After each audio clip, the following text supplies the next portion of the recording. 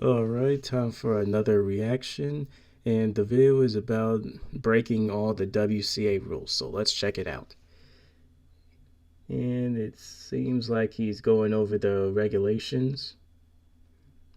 And he's striving for a 16 plus, so it's like over 16 seconds. And he found like almost a random video off the internet doing this, which at least he got like a free cube out of it, so that's nice.